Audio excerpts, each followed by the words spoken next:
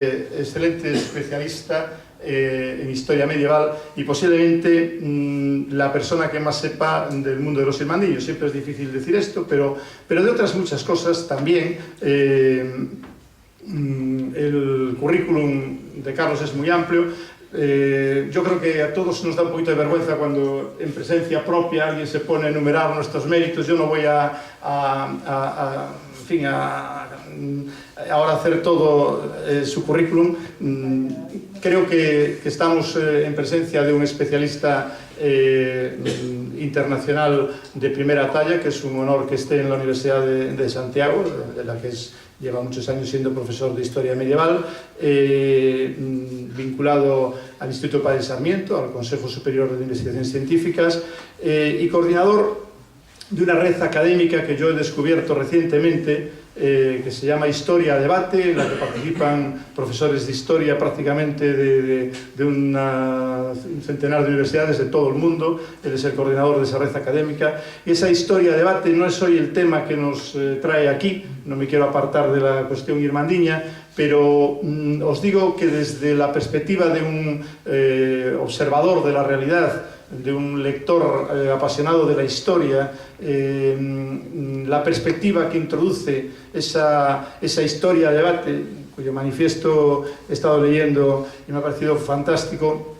cómo plantean la necesidad de reformular todo el discurso acerca de la historia, me ha parecido espléndida. Yo creo que ese trabajo que realiza Carlos Barros no es suficientemente conocido en Santiago. Siempre nos pasa que nos conocen más fuera que en casa, pero hoy que él está aquí en casa porque fue quizás el primer estudioso del Castillo de la Rocha y el primero que nos puso sobre la pista cuando hicimos aquel primer documental sobre la estructura y nos dio los detalles y las piedras. Yo creo que hasta contó las piedras que habían ido y vuelto al Pico Sacro y, en fin, tiene el inventario de todos los papeles.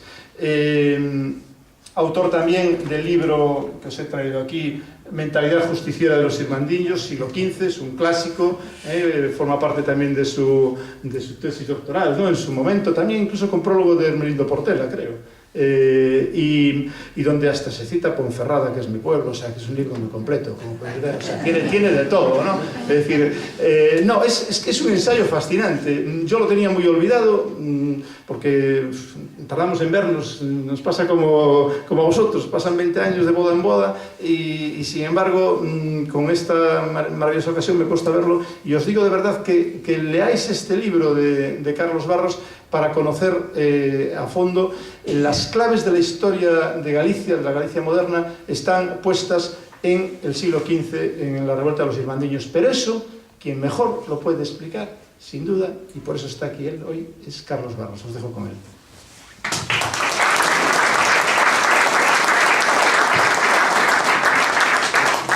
Boas noites, moitas gracias a Valentín Carrera pola súa presentación. Notase ben que é un amigo dos vellos tempos. Digo isto porque aparecerá na conferencia, ¿no? Que cando temos certa edad, pois todos nos acordamos de cando éramos mozos, ¿no? Moitas gracias a Xesús porque fixo unha necesaria introducción á historia general do castelo da Rochaforte. Felicitacións a María Pardo e ao Concello de Santiago e a Olga Pedreira, que foi quen iniciou isto, porque é un grande éxito o que se anunciou hoxe aquí. Unínme ao aplauso que lle demos todos a Carlos Delgado, porque leva, pois eso, xa se dixo, 20 anos dende a Asociación Cultural Rochaforte, xunto coa Asociación de Veciños, para que a historia se faga presente aquí no sitio onde estivo a fortaleza arcebispal de Rochaforte. Hai unha sensibilidade especial por parte da Concelleira de Cultura de Santiago para este tema que lle ven, sin dúbida, do seu irmán, meu colega e amigo Eduardo Pardo de Vara, onde estivemos xuntos no Instituto Padre Sarmiento, que é onde si empezou tamén a Rede Internacional de Historiadores Historia Debate, de que se falou. De aí lle ven a ela tamén esa sensibilidade para a historia medieval que é de crucial importancia para un país como Galicia que naceu na Idade Media. O que máis me gustou do anuncio de hoxe é que a maior parte dos cartos da subvención de 1 millón de euros vanse a dedicar a rematar as excavacións arqueolóxicas que logo de 10 anos escavouse pouco, porque son 3.500 metros cuadrados. O AVE quitou unha pequena parte, desgraciadamente, e ten moito que sair aínda de debaixo da terra para coñecer o que foi esta fortaleza, a Candela e Solla da Igrexa de Santiago. Pero, en fin, xa dixen hoxe na cadena SER que nestes tempos de austeridade tan difícil o Concello de Santiago, coa vosa axuda e coa axuda da Universidade de Santiago de Compostela, vamos ter a oportunidade de crear un precedente, un exemplo para toda Galicia de recuperación do patrimonio histórico e cultural. Porque, como a Rocha Forte, hai centos, case, máis de un cento polo menos, de fortalezas debaixo da terra en Galicia que merecían este esforzo que se vai facer aquí. Bueno, a Rocha Forte merecía máis que calquera outra, seguro, pero de todas as maneiras outros poderán seguir, se cadra nunha situación económica mellor, o exemplo e o precedente que se vai crear aquí na Rocha Forte, no Concello de Santiago de Compostela. Bueno, con toda esta introdución empezo co meu, para o que me invitáchedes, para falar dos Irmandiños e o castelo da Rocha Forte. Por fortuna, sobre a Santa Irmandade e a Rocha Forte temos moita información oral, gracias ás declaracións verbais do preito Tavera Fonseca, onde foron a falar da Rocha Forte e das fortalezas da terra de Santiago, a Santiago, pero tamén a outros lugares de Galicia, 204 testimuñas que falaron dos acontecementos de 1467, 60 anos despois. A idade media desas testimuñas que declararon nos anos 1526, 1527 era de 74 anos. Polo tanto, falaban de 60 anos atrás, da revolta irmandiña, cando tiña unha idade media de 14 anos. E son estas unhas idades nas que volven máis facilmente os recordos mozos. O preito Tavera Fonseca é un preito a través de un tribunal arbitral entre o arzobispo saínte Fonseca e o arzobispo entrante Tavera. Tavera,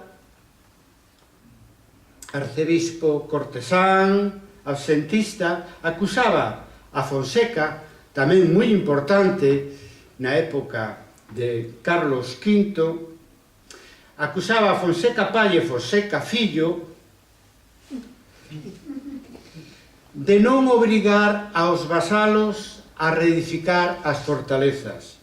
Fonseca se defendía dicindo que o Irmandiño foi un movimento irresistible, decía, e convoca aos sobrevivintes da revolta irmandiña, aos seus descendentes no arcebispado de Santiago e por toda Galicia, para que veñan, para que comparezan ante o tribunal arbitral que nomeaban entre ambas partes, declarando de quen e por que se derrocaran as fortalezas do Arcebispado de Santiago.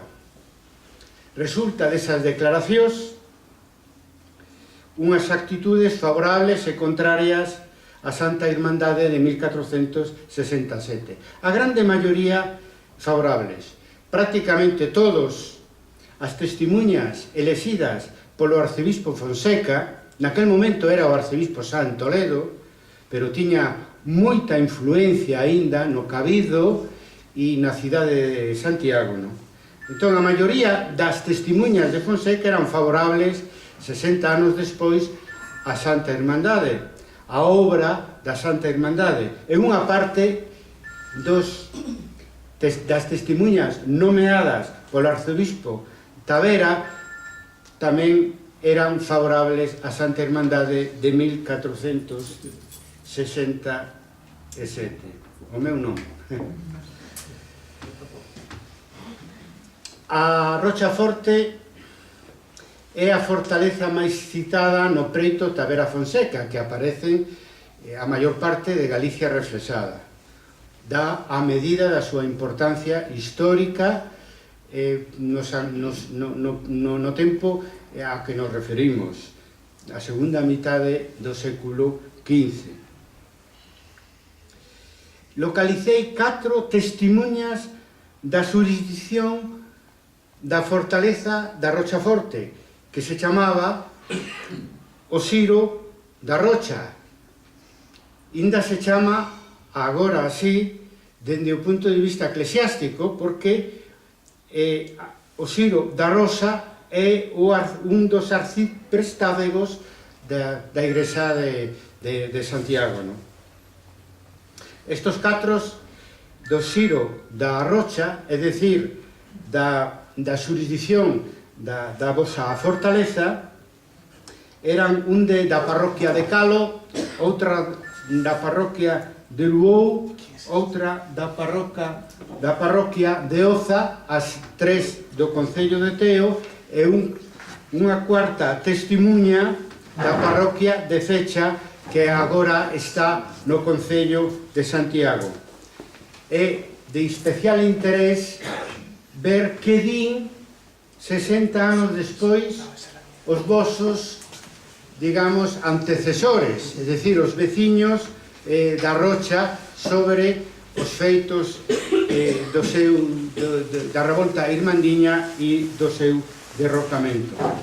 Tamén aportan información interesante, testemunhas favorables e contrarias da cidade de Santiago e da súa comarca e do conxunto da terra de Santiago, dende Pontevedra a Noia.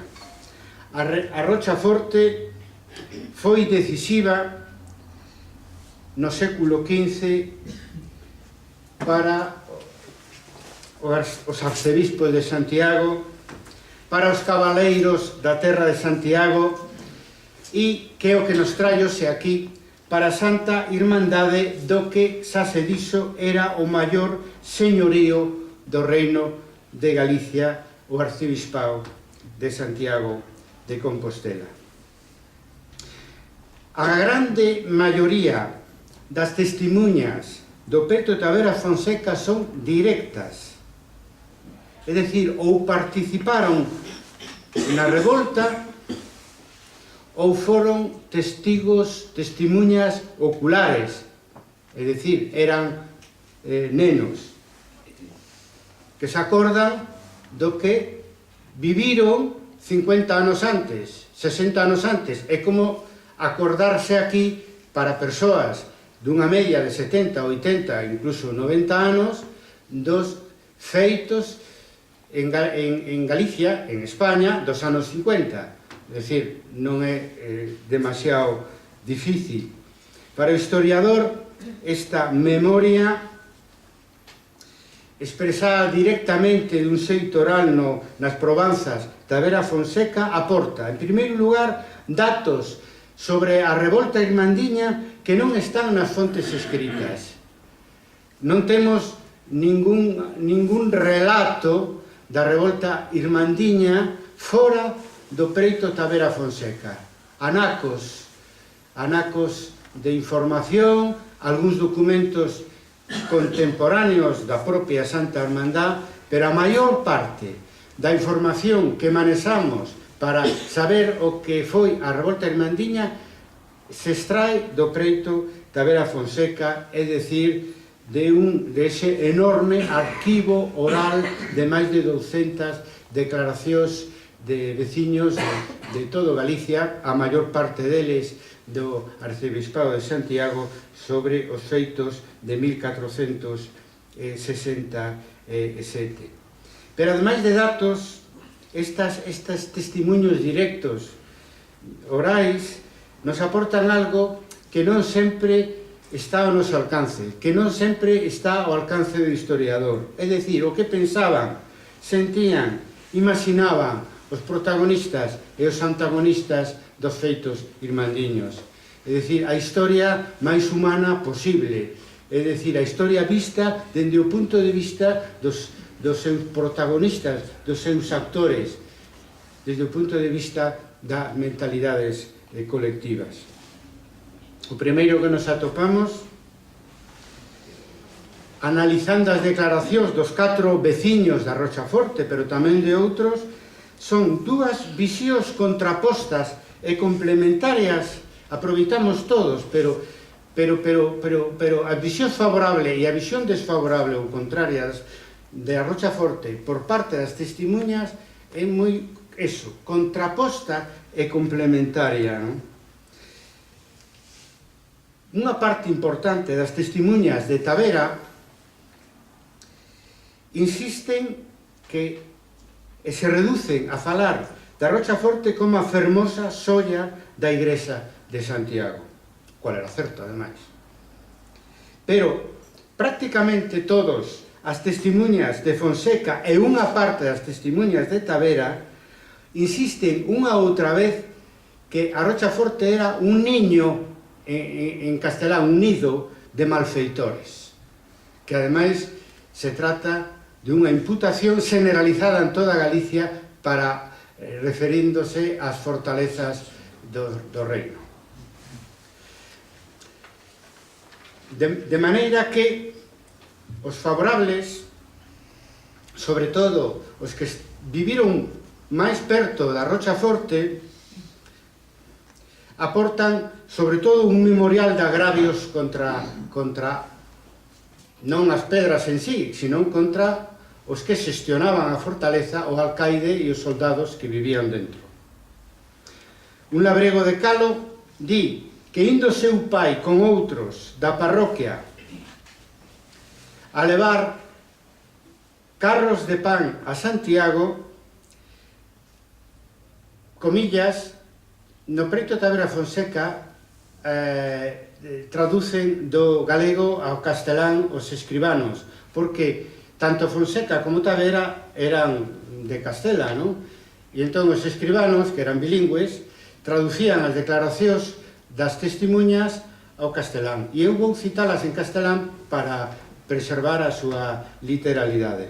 Decía que indo cos carros de pan hacia Santiago, pasando cerca da Rochaforte, salieron a ellos ciertos peones del alcalde da Rochaforte, os prenderon e os tiveron secuestrados 3 ou 4 días. Tiñan que pagar un rescate que era 10 dobras de ouro por cada un dos presos. E a testemunha di que vio pagar ao seu pai as 10 dobras de ouro. O labrego de Fecha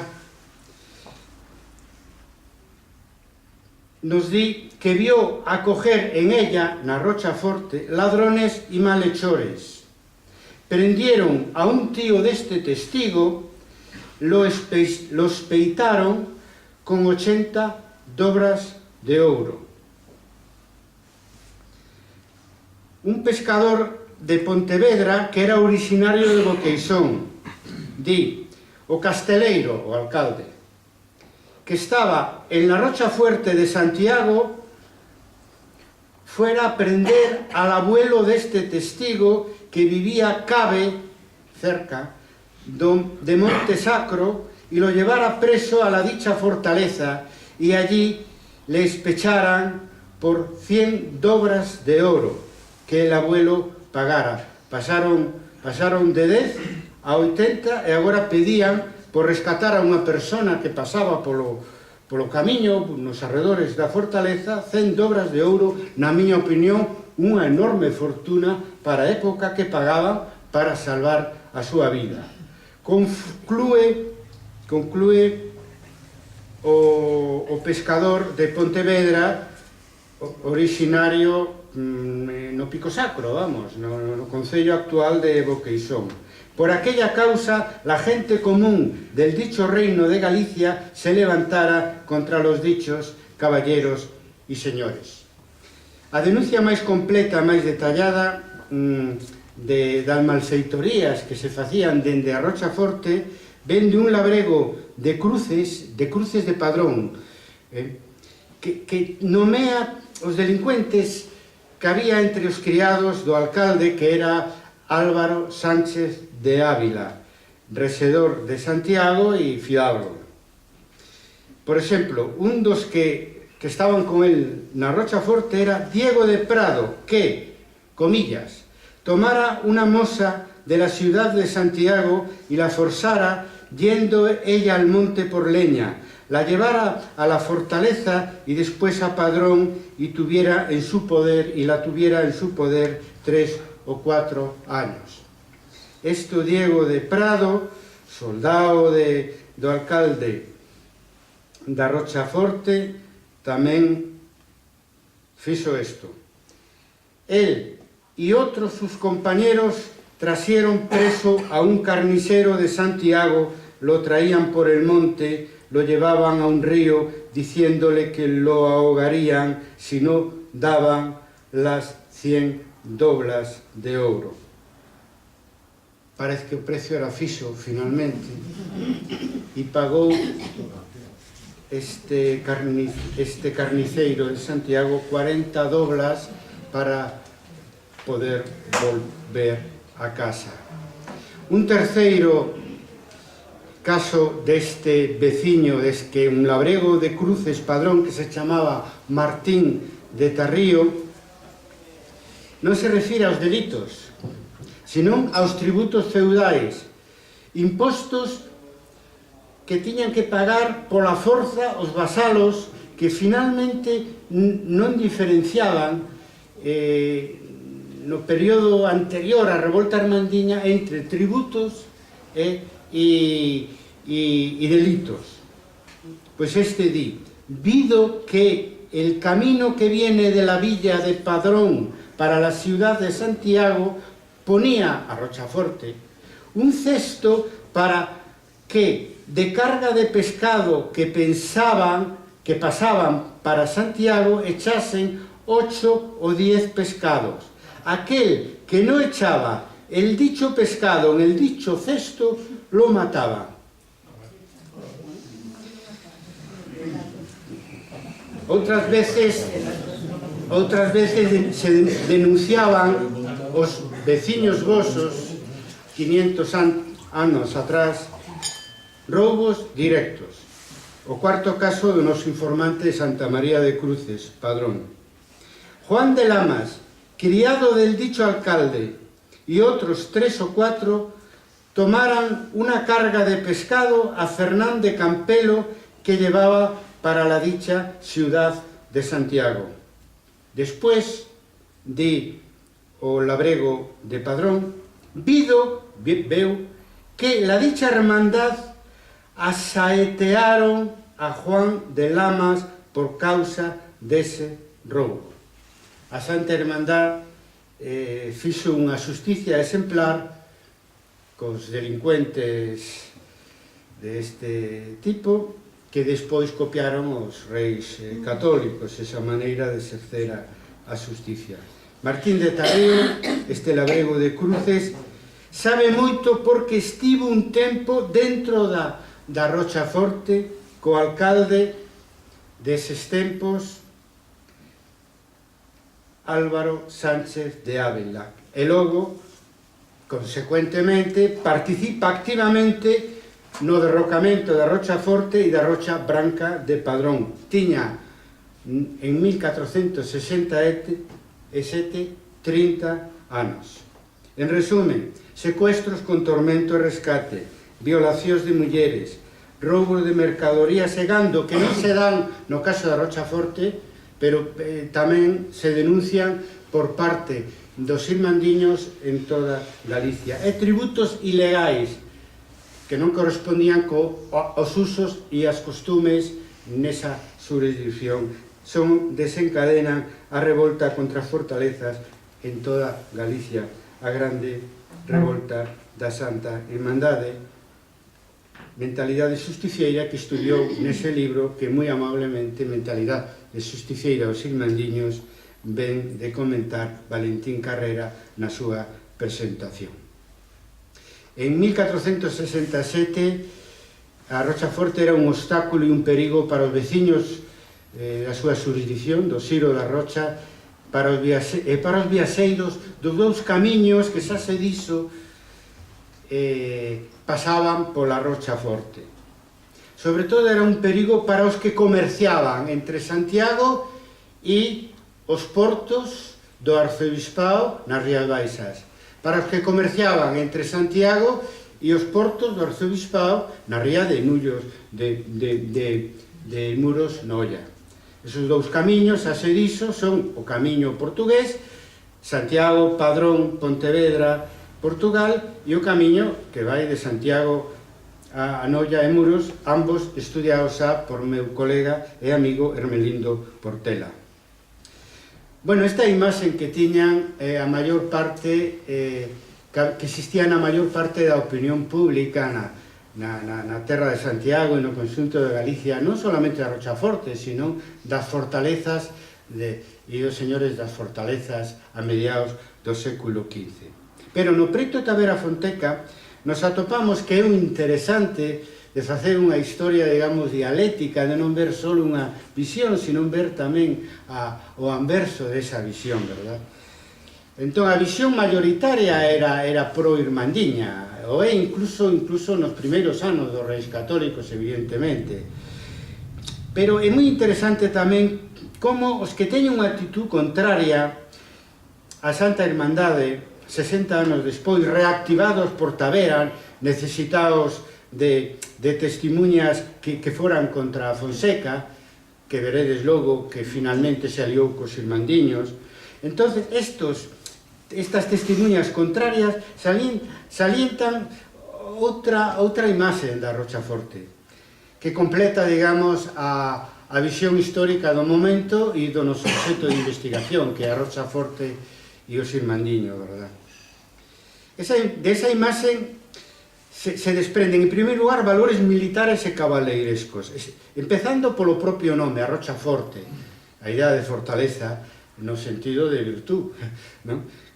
Pero tamén din dela que era recia, poderosa e valente, din a valente vara de casa, por exemplo, que son virtudes cabaleirescas. Tamén valores estéticos, fermosa, falan das bóvedas, das almenas, das guirnaldas, falan da Rocha Forte como candela e xoia da igrexa de Santiago, grande, din, parecía unha cidade, unha ciudad en español. Din, incluso, que había un gran bosque ao redor da Rocha Forte. Din que era alta, ben feita, ben labrada, ben torreada. Mesmo atribuyen valores éticos a fortaleza da Rocha Forte, entrando en contradición cos datos dos veciños cidadáns e camiñantes moi mayoritarios e moi claros respecto á función malfeitora desa fortaleza e de outras no Reino de Galicia neses anos. Pero claro, din eles, era unha fortaleza boa, mellor que outras, honesta. Dicían que era a máis forte e fermosa do Arcebispado de Santiago, incluso algúns, a máis forte e fermosa do Reino de Galicia, en rivalidade al que gañaba a vosa fortaleza coa Rocha Branca de Padrón. Sen dúbida, esta imaxe positiva da Rocha Forte foi maioritaria no arcebispado de Santiago e en Galicia ata mediados do século XV, aproximadamente hacia 1450, que cando se empeza a xenerar esa nova idea como consecuencia das alteracións do momento e da crisis do feudalismo das fortalezas como niños de malfeitores. Un coengo, un membro do cabido da Catedral de Santiago nostálxico no preito Tavera Fonseca, di con pena que a Rochaforte fuera la mayor perda que se hizo a la iglesia de Santiago. Bueno, ele é moi contradictorio, moi ambiguo, porque no propio cabido estaban divididos os partidarios de Fonseca e os partidarios de Tavera, e ele está un pouco no medio, pero nos deixa ese testimonio do que se perdeu. É unha pérdida que aquí está en galego, ademais, porque aos escribáns algunhas palabras se colaban, non? Entón, con perda en galego, pois é tamén a nostalgia dun mundo que se acaba, que é o mundo feudal, a finais do século XV. Pero, claro, este coengo tiña a propia idea do que tiña que ser un señor e un vasalo. Entón decía, porque aquella fortaleza hacía estar quedo a los de la ciudad y de la tierra de Santiago. Es decir, que non se movían, estaba para eso, para que non se moveran os cidadáns de Compostela e os veciños do Siro da Rocha. O que pasa que afectaba tamén a todos os que pasaban por esos importantes camiños que levaban a Compostela. Este coengo é a única das testemunhas nomeadas por Tavera que secunda o que lle preguntan, que é bastante, literalmente, na pregunta que fai a parte taverana do tribunal as súas propias testemunhas, é se é verdade ou non, que a Rochaforte estaba para sojuzgar, literalmente, la dicha ciudad de Santiago cuando tenía resabios con los arzobismos. Si es verdade ou non, que a Rochaforte estaba literalmente para sojuzgar a los vasallos e feudatarios de alrededor. Sojuzgamento, naturalmente, que chegaba aos límites de delitos e malfeitorías que vimos anteriormente.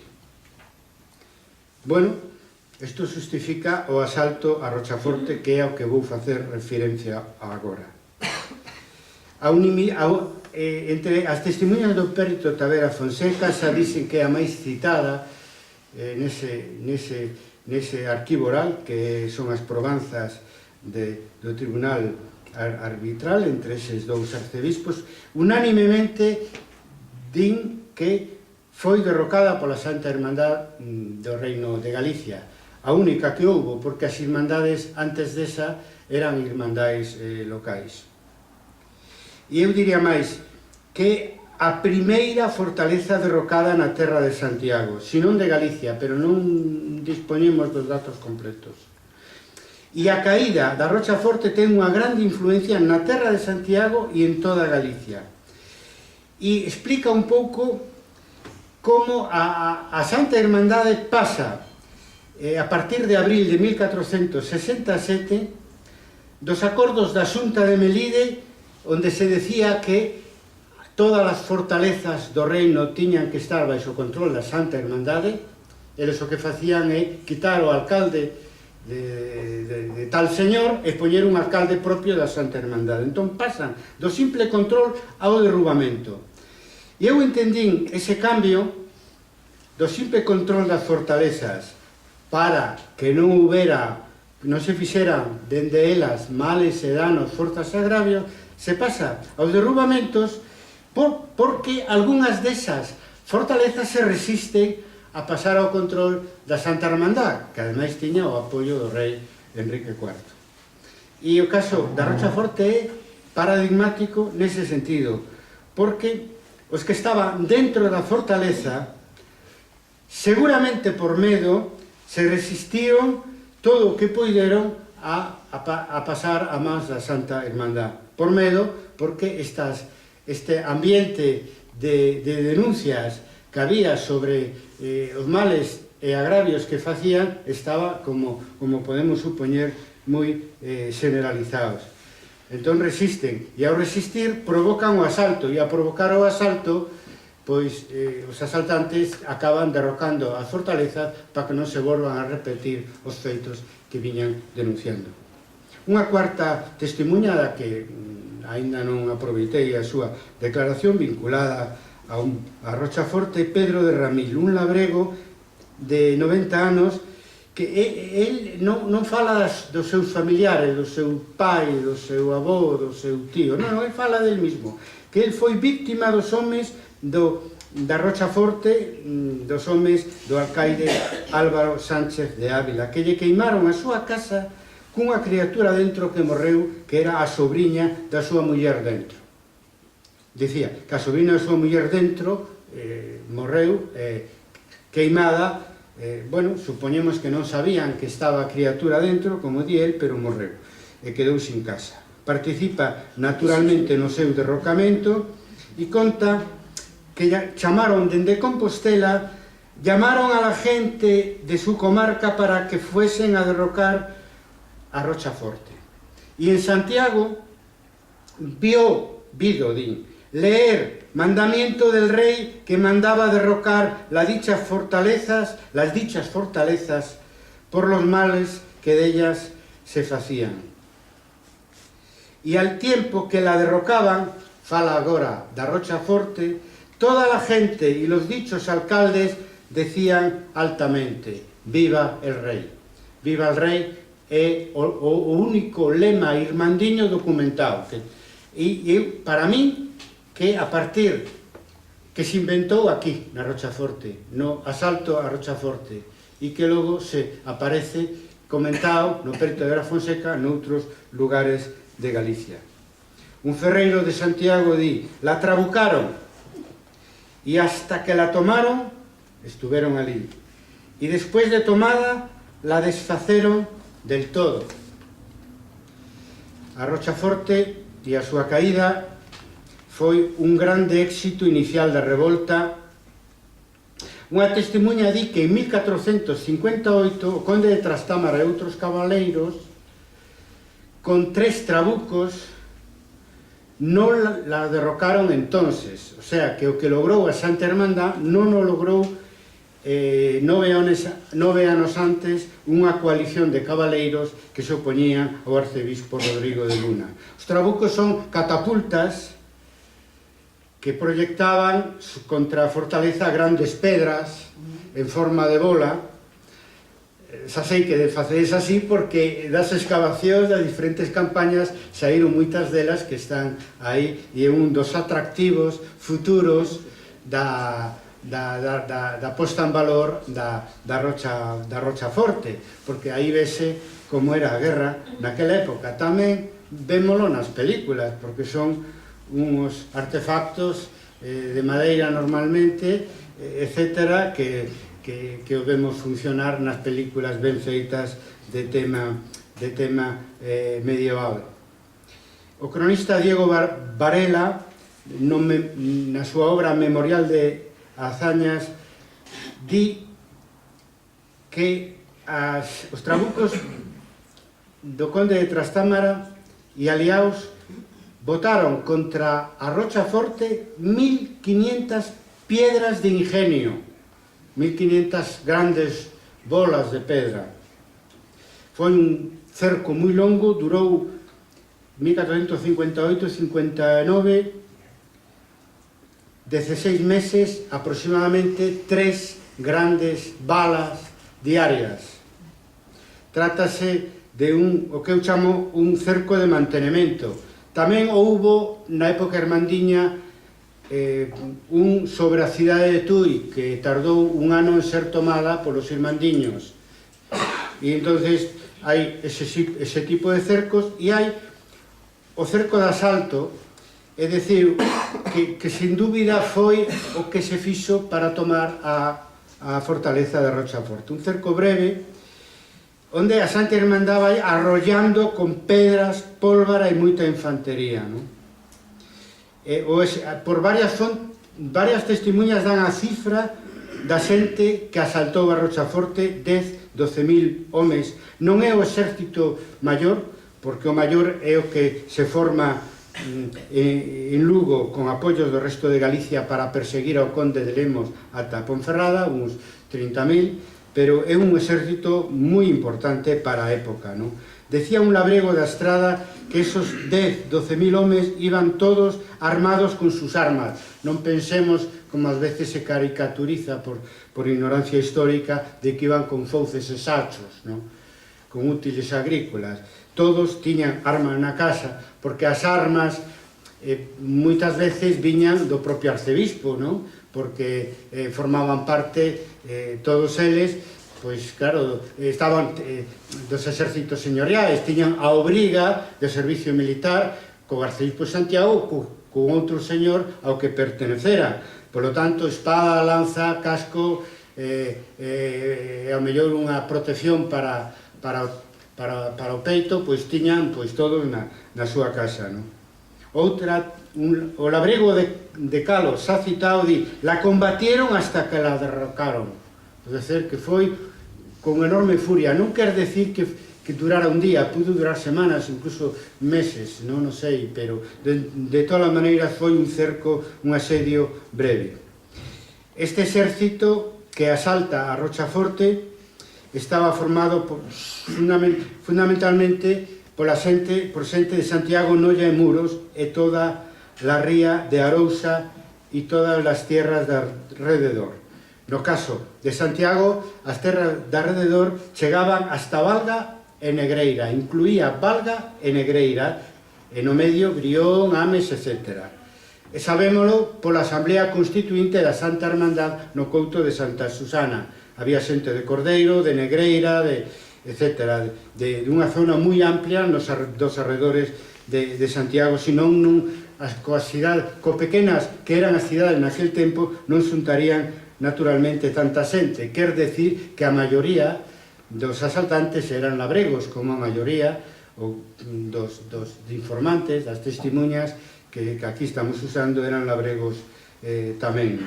Esta información ven dun mercador de Noia, non? Outras sobre a composición xeográfica do exército que asalta a fortaleza da Rochaforte. Outros a este exército que eu chamo exército central da Santa Hermandad engaden xente de Pontevedra, Padrón, Coruña, Betanzos e Portomarín. Coa excepción de Portomarín, o demais eran todas vilas coas zonas rurais anexas do arcebispado de Santiago. Este exército, digo central, porque no norte había un que foi o que perseguiu ao conde de Lemos ata Ponferrada, e no sur había outro que foi o que mantivo durante un ano o asedio a cidade de Tui. Os máis experimentados do exército que dirixía a Santiago de Compostela, nos primeiros e logo ao final da revolta irmandiña, cando volven os señores, os máis experimentados dese exército que asalta en primeiro lugar a fortaleza da Rochaforte para que sirva de exemplo, nas outras comarcas da terra de Santiago. O núcleo central eran os veciños, as milicias de Santiago, Noia e Muros, porque tiñan unha hermandade feita dende 1458. Por lo tanto, cando esa hermandade a fixeran cos cabaleiros da terra de Santiago contra Rodrigo de Luna, e se reactiva en 1466 pola rebelión dos moscosos contra Fonseca. Por tanto, tiñan xa 9 anos de experiencia previa para os acontecementos de 1467 en diante. Claro que era moi distinto estas irmandades de 1458 e 1466 cos cabaleiros poñían as cidades e non digamos ao mundo rural nun lugar subalterno.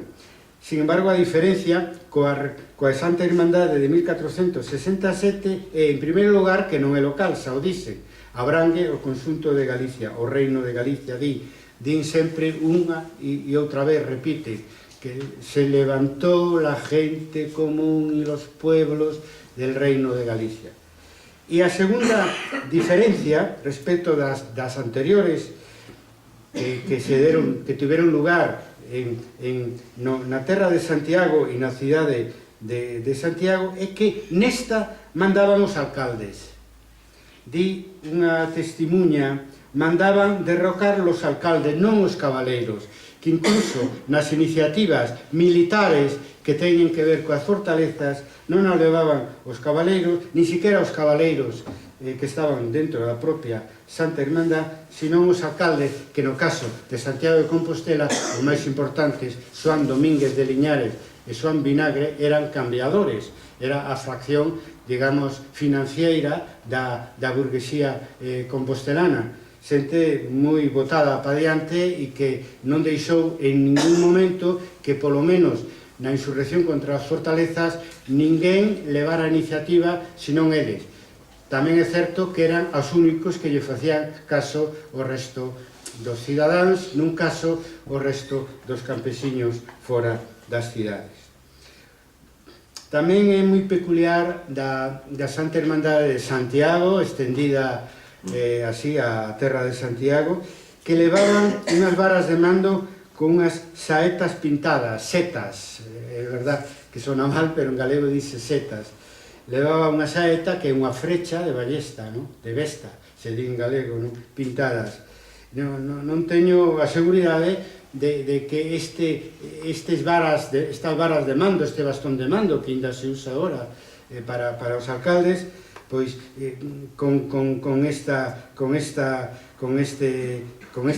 dibuixo, con este diseño, pois estuvera estendida a toda Galicia, probablemente, porque a Santa Irmandade de Santiago, gracias aos seus éxitos iniciais, pois tiñan unha enorme influencia en toda Galicia, pero isto funciona, claro, en cada diócesis dunha maneira paralela aos acontecementos de Santiago de Compostela.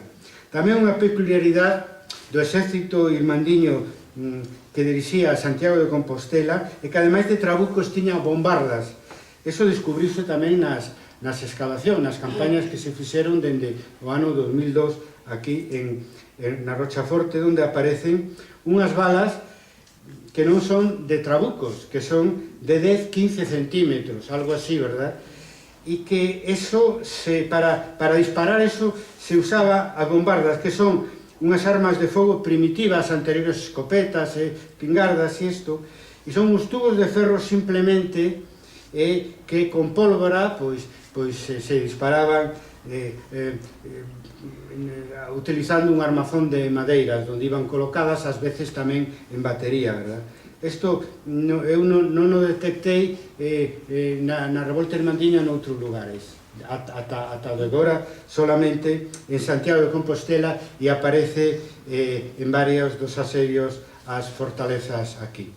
Outra característica específica do exército irmandiño compostelán é que derrocaban as fortalezas polo pé, non por enriba. Por enriba é fácil, con un pico, con un corno, aparece moito a palabra corno, que iban desmochando as pedras dende enriba, as almenas, de enriba a embaixo. Sin embargo, polo pé, penso que é máis efectivo, pero exixe unha pericia técnica, non? Decía unha testimuña da Rochaforte, la derrocaron toda por el pie sin dejar en ella ninguna cosa levantada. Outra testimuña, o Ferreiro de Santiago, que xa citamos, di en que consistía derrocar polo pé, referido á Torre Nova de Santiago, non? Pero é o mesmo. Vio cortar a oficiales pedreros por vaso y la vido poner sobre estacas, e poner unos odres viejos e ponerla fuego. É moi simple. Unos canteiros, pedreiros, decían eles, traballaban a base das torres ou dos muros, non? E facían ocos nesos, suseitaban con estacas e plantaban lume e caía. Parece ser que era sumamente efectivo, pero non estaba ao alcance de calqueira. exixía oficiais e pedreiros que o fixeran. Era o sistema compostelán. No resto de Galicia aparece esta técnica de derrubamento, pero tamén a outra de polo pé. En Padrón non eran os oficiais tan expertos porque lle caeron as pedras en riba, según conta unha testimonha do preto Tavera Fonseca. Esta grande revolta contra a mitra compostelá respectou en general a Igrexa. A Igrexa era parte activa ou pasiva da Santa Hermandad no conxunto de Galicia. A única excepción foi o arcebispo Fonseca, polo tempo que durou o poder irmandiño. Despois saberemos que cambia de idea. Entón, interesoume comparar que pasa cos edificios religiosos vinculados ás fortificacións. Ao darme conta que a Rochaforte era unha excepción. Por exemplo, no caso da catedral, respetárona. E iso que a catedral era, digamos, funcionaba como unha fortaleza. É dicir, que cando o arcebispo Fonseca, xa antes da revolta irmandiña, é expulsado polos cabaleiros e a cidade e o concello de Santiago, da terra de Santiago, cando é expulsado, quen se queda a Igrexa de Santiago queda baixo o control do cabido. Por lo tanto, claro, é absurdo, porque o cabido os cabidos son parte moi activa da Santa Hermandad. É da Igrexa galega a parte máis activa. É dicir, que eles sabemos por Lugo, o sabemos por Tui, o sabemos por Santiago e o sabemos por Ourense. Dan cartos, elixen diputados para as asambleas asuntas xerais da Santa Hermandad do Reino de Galicia. Incluso en Ourense participan no derrocamento. Era parte moi activa, como parte tamén que era da burguesía urbana, digamos, etc. Sempre foron os coengos unha parte moi especial do señorío eclesiástico. Por lo tanto, naturalmente, a catedral en mans deles estaba en mans da Santa Hermandad. Pero que pasa coas fortalezas como a Rochaforte, a Torre do Oeste ou a Barreira, que teñen unha capela dentro? Por exemplo, sabemos que a capela románica con unha advocación a Santiago das Torres do Oeste, en Catoira, en día podese visitar. É dicir, a Torres do Oeste quedou máis ou menos como a deixaron os irmandiños, derrocada con algún almena en pé, e dende logo está a capela ali en pé, rústica para uso dos que vivían na fortaleza, pero está aí. Na fortaleza da Barreira, que está en Tabeirós, na zona da Estrada, que é moi importante tamén para o arcebispado de Santiago, a capela de Santa María da Barreira tamén se salvou do derrocamento. Sin embargo, na Rochaforte, a capela de Santa Eufemia, gótica, aínda non localizada polos meus colegas arqueólogos, pero agora co impulso que vai ter que van ter as excavacións aparecerá, pensan Raquel, Casal, Fernando Acuña e tal, pensan que dúas columnas góticas son da capela, é unha capela abovedada, etc., e non sobreviviu ao derrocamento. Creo que o motivo porque son as mismas milicias as que están derrocando en Santiago e aquí as fortalezas. E o motivo é que, como din moitas testemunhas do preto Tavera Fonseca, verémolo cando se descubra a súa ubicación, a capela de Santa Eufemia formaba parte dunha das 9 torres, e as torres había que derrocalas igual, e coa torre onde estaba situada, ou dentro ou pegada, pois se foi a capela tamén. Bueno, non sobra teimar na importancia da caída da Rocha Forte para o levantamento da Santa Hermandad en todo o arcebispado de Santiago e en todo o Reino de Galicia. E demostra esa importancia as personalidades que estuveron presentes no asalto a Rochaforte. Ademais dos alcaldes, que eran os que mandaban de verdad. Os que participaron na revolta, dicían, os alcaldes mandaban, e nos decían o que tiñamos que facer. E os alcaldes eran, pois, cambiadores, comerciantes, hai un campesiño na zona de Ribadulla, artesáns, etc. Pois, ademais dos alcaldes, quenes estuveron como personas significadas no asedio e asalto da Rochaforte. En primeiro lugar, o correxidor que Enrique IV enviou coas súas cartas para que se formara a Santa Irmandade do Reino de Galicia nos primeiros meses de 1467. Un correxidor que, despois de presidir a Asamblea de Constitución da Santa Irmandade no couto de Santa Susana, ose Alameda de Santiago, e de entregar el as varas de mando coas saetas pintadas aos alcaldes, moitos, porque Santiago era a cidade irmandiña que máis alcaldes tiña, porque cubrían unha xurisdicción moi amplia, que era toda a terra de Santiago, e se dividían bastante ben o traballos. Pois ben, o correxidor, o primeiro que fixo, despois de ler salí a carta do rei que el traía para que se formaran irmandades en Galicia, foi participar coa súa presencia no asedio a Rochaforte. Tamén estuvo Álvarez Pérez de Moscoso ou Mendoza, que era a cabeza da linaxe dos moscosos.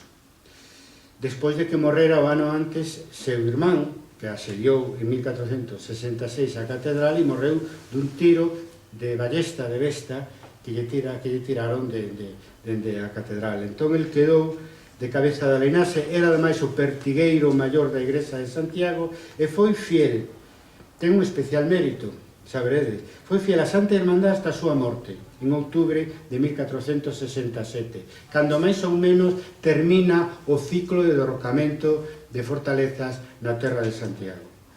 Conserva o seu testamento e son testimuñas do testamento os alcaldes da Santa Irmandade de Santiago de Compostela.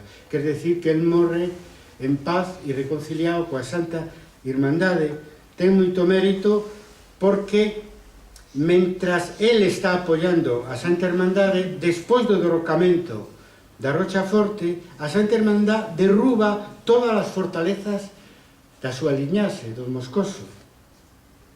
E el sigue fiel hasta que morre en outubro de 1467. É un problema de valores.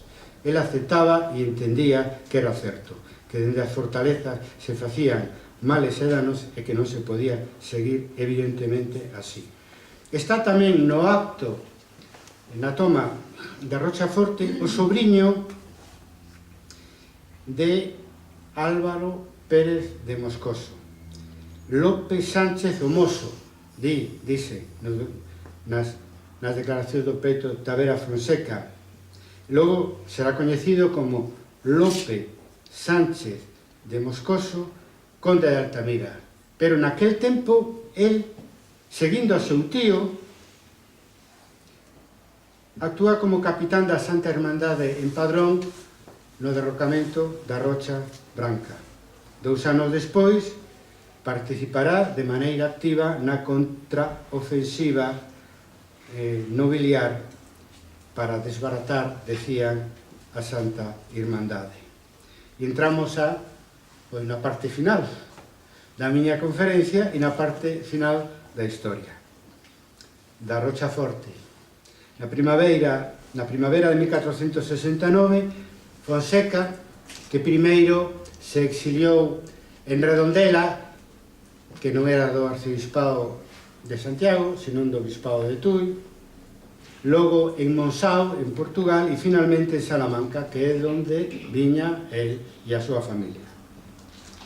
Desde Salamanca volve con un exército, xúntase nun lugar perto de Santiago, non identificado todavía, chamado Valmalice, con Pedro Madruga, que viña con un exército dende o sur, dende Portugal, e derrotan en batalla campal a Santa Irmandade, é dicir, ao exército central irmandiño ao que tan importante foi no levantamento de 1467. Unha vez que gañan a batalla de Valmalise, os señores coaligados se separan e di Vasco da Ponte, cada un vai a súa jurisdicción para tratar de recuperar os seus dominios. O arcebispo Fonseca quédase en Santiago cercando sin éxito a cidade onde estaba a catedral e o centro de poder do arcebispado. El organiza o cerco dende o convento de San Francisco, que está onde está agora, resulta ferido nunha perna e entérase nesas condicións de que os cabaleiros cos que el deu a batalla contra a Santa Irmandade en Valmalise se dispersaran para ocupar case toda a terra de Santiago. Non tiña nada. A cidade de Santiago non o quería recibir por señor e o resto das jurisdiccións, pois as rurais estaban sendo tomadas polos moscosos, o Suero Gómez de Soutomayor, o propio Pedro Madruga, etc. Entón, nese momento, o que fai é cambiar de alianzas nun tempo breve, porque na primavera foi Valmalise e en suyo ele estaba dentro da cidade, o sea, xa pactara co Concello e coa Santa Irmandade contra os seus antigos aliados, os cabaleiros de Santiago, aceptando un dos puntos principais dos irmandiños, a non reedificación das fortalezas do arcebispado, empezando pola Rocha Forte, que é o que provocará 60 anos despois o preito Tavera Fonseca. Iso foi a gran conversión final do arcebispo Fonseca, que cerrou o círculo dunha igrexa galega que era a principal, foi dende ao longo do século XV a principal víctima de esta nobreza trastamarista, levanquista e violenta que buscaba nos bens eclesiásticos, pois claro, un botín fácil, non? E a Igrexa foi a primeira víctima desta nobreza levantística. Por lo tanto, coherentemente apoyaron e formaron parte activa da Santa Irmandad coas cidades e coas clases populares, sabendo que defendían os seus intereses, que defendían unha causa xusta e sabendo que esa Irmandade era santa de verdad, ou polo menos pretendía serlo. Hubo un episodio posterior xa a Santa Irmandad, un pouco unha parodia do anterior, pero quero facer mención, porque ten que ver coa Rocha Forte. A xente do conde de Altamira, de López Sánchez de Moscoso, antigo capitán irmandiño,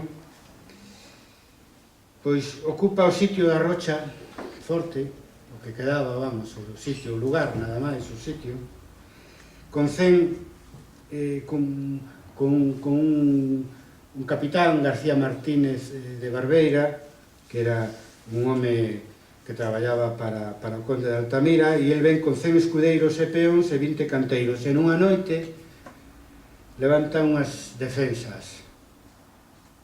Un escudeiro de Noia nos conta que Fonseca, que estaba en Santiago xa, reconciliado coa cidade e cos irmandiños, cando se enterou, di, saliera de la dicha ciudad con gente e que lo quitara e lo echara de allí. E expulsou aos de Altamira, que querían reconstruir a Rocha Forte. Bueno, outra testemunha di que cando chegou aquí berraba o propio Fonseca, que era Fonseca pai, o Fonseca aos irmandiños, poñíase armadura, vamos, era militar, era cabaleiro tamén, cando facía falta, e berraba, dice, Moscoso, Moscoso, Moscoso, para decir que había que ir con eles, que non sabía de reconstruir a fortaleza de Rochaforte. Vasco da Ponte, no seu nobiliario, ele máis ben contrario a Santa Hermandad, di algo que seguramente é certo, que en realidad entre os moscosos, o conde de Altamira e Fonseca pactaron que os moscosos deixarían como estaba o lugar da Rochaforte e Fonseca aceptaría a fortaleza de Alcobre, que nin a busquei por aí, de pequena entidade. De todas as maneiras, gañou máis Fonseca que Altamira neso, na súa soberbia, vamos, na súa audacia de pretender levantar unha fortaleza, pois eso, a kilómetro e medio de Santiago de Compostela, para volver outra vez a enfrentar esa fortaleza coa cidade e cos veciños do entorno. Rematando xa, esta vez de verdad, un zapateiro de Santiago di que o arcebispo Fonseca, reconciliado cos seus vasalos, coa cidade, cos irmandiños, desó de levantar la dicha Rochafuerte de Santiago porque era dañosa para la vida, para la dicha ciudad de Santiago. E eu engadaría para os veciños do Siro da Rocha, para os veciños de toda a terra de Santiago e do Reino de Galicia. Reino de Galicia que estaba transitando, como toda Europa, da Edade Media á Edade Moderna, da Galicia das fortalezas á Galicia dos pazos. Os Fonsecas souberon ver a tempo, tanto o pai, enemigo e amigo dos irmandiños, como o fillo, humanista, mecenas e fundador da Universidade de Santiago de Compostela. Graciñas.